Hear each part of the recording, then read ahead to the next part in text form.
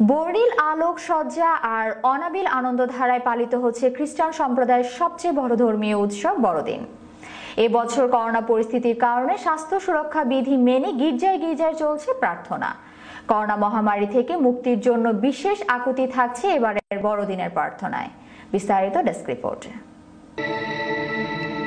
25শে December খ্রিস্টান সম্প্রদায়ের সবচেয়ে বড় ধর্মীয় উৎসব বড়দিন। বিশ্বের খ্রিস্টান ধর্মানুসারী যথাযথ ধর্মীয় আচার, আনন্দ উৎসব ও প্রার্থনার মধ্যে দিয়ে দিনটি উদযাপন করছেন। বড়দিন উপলক্ষে বাড়িঘর নানা রঙের আলোয় সাজিয়েছেন তারা। আজ খ্রিস্টান সম্প্রদায়ের ঘরে ঘরে উৎসবের আনন্দধারা। বহু বর্ণ আলোকের রোশনাইয়ে ভেসে যাচ্ছে গির্জা, গৃহদুয়ার। শোভা পাচ্ছে সান্তা ক্রুজের ছবি। বাজারে ফুলকপি, মূলা, কমলালেবু, নতুন গুড় আর কান ঢাকা সান্তা ক্রুজ টুপি মনে করিয়ে দিচ্ছে যতই করোনা থাকুক আবার এসে গেল শুভ বড়দিন। করোনা ভাইরাস পরিস্থিতির কারণে আয়োজনের সীমাবদ্ধতা থাকলেও কমতি নেই আনন্দ উৎসবে। করোনার কারণে স্বাস্থ্যবিধি মেনে অভিজাত হোটেলগুলোতে সীমিত আকারে আয়োজন রাখা হয়েছে ক্রিসমাস ট্রি সহ খাবার দাবার সহ নানা অনুষঙ্গ। কোথাও কোথাও সাজানো হয়েছে গোশালা।